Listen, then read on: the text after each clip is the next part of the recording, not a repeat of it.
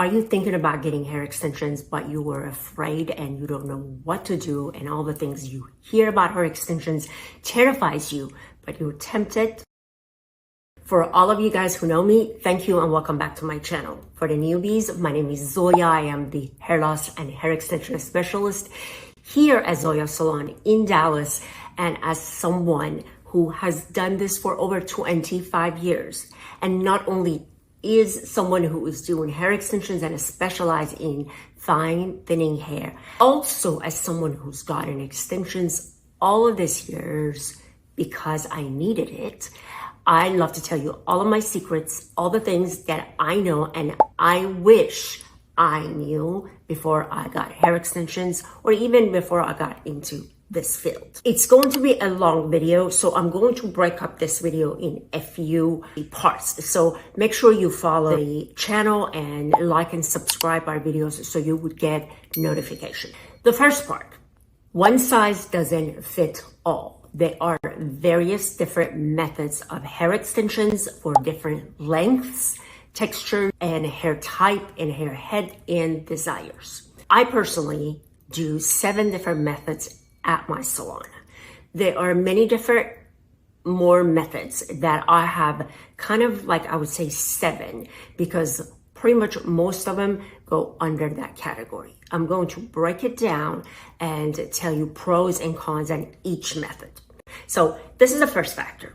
Knowing that just because someone got one method of extension and doesn't like it, doesn't mean it doesn't serve them at all, or extensions are not good ideas. There are not actually 2 clients that we do this same way of application, same hair type or color combination, the size of the bonds, the size of the hair, and all that stuff.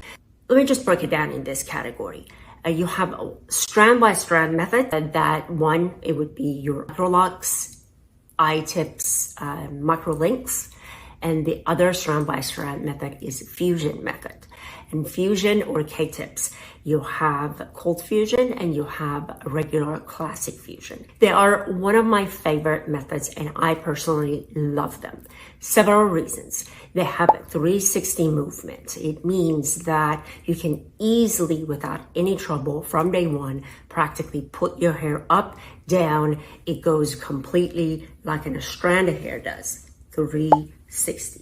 It doesn't just go up and down or to the side. So you have a lot of flexibility with it.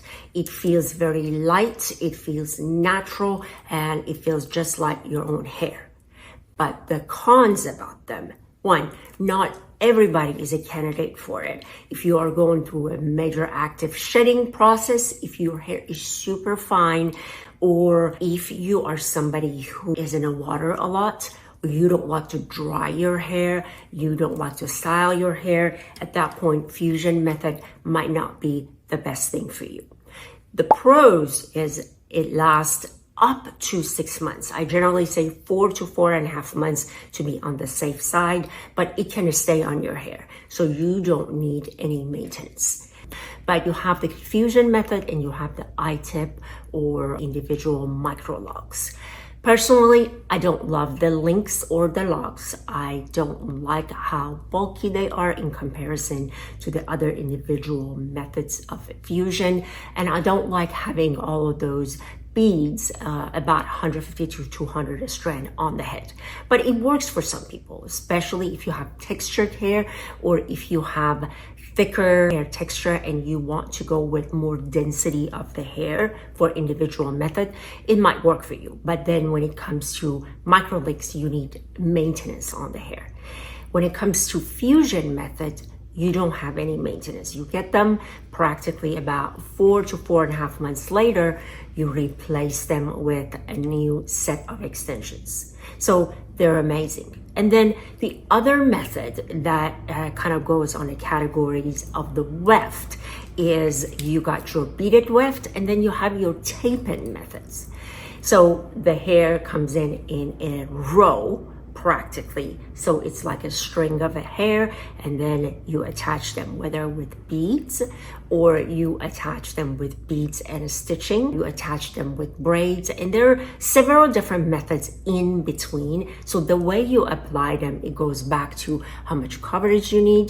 Do you need thicker? Do you need thinner? So all of those different methods serve a different purpose. And then you have your crown method or extension methods for top of the head. So for people who have thinning hair, or they need more coverage to cover up shorter hair or cover up spots that they are not able to cover with general traditional methods of extensions, you can use a topper or crown method. A topper can be this size, it can be this size, it can be this size. When it comes to toppers, you have permanent and semi-permanent. And then you have like practically bonded in or attached to the head based on with adhesive. So there are pros and cons on each method. According to what you need to explore all of those options and see what serves your purpose. So going back to the first method, one size doesn't fit all. If one thing doesn't work, doesn't mean you need to opt out of extensions or any hair addition just because you didn't like it. So it's worth trying different things and finding out what you like the best. The second thing that I wish I knew is that there are various different textures of the hair that is available in the market. You have different types of hair, you have different denier, like how thick or thin. So it goes back to whether it's Chinese hair, or whether it's Indian hair, whether it's European hair. And then you have straight, you have wavy, you have body wave, you have curly, you have extra curly. You have options. So if your hair is wavy and curly, you don't have to be stuck with straight hair to where as soon as you step outside, now your hair start kind of frizzing up and the extension hair looks straight. So extensions are not for people who have only straight hair. So this is huge, and that's where a lot of curly girls and people who have textured hair are so fearful of, because most majority of the times they see all of these pictures in social media and all of these before and afters that are just a straight hair. So it's good to know the second fact. The third fact that I wish I knew is that extensions, it's not just have to be a professional semi-permanent method and you have to wear them all the time. And if you start wearing them, you're stuck with it and you always have to wear them. Knowing that if you pick the right method and if you care for your hair very well, you don't have to wear extensions forever. Extensions can come in for different purpose. You might have gone through a little hair loss or telogen effluvium, or you just had a baby, or went through a thyroid imbalance and your hair is not thick enough and you're going through that in-between stage. So you can just get the extensions in, or get them for the event, get them for your wedding, get them for your 50th birthday, 40th birthday, for a trip. And according to the method that you pick out, you might just wear them for a short period of time or opt in for wearing them all the time. Or in between, you can get a halo, a clip-on, or things that are more temporary and just wear them when and where you want to, and not wear them all the time. So it's good to know that fact and not be afraid of it and give it a chance. This video is so long, we made it to 2 parts.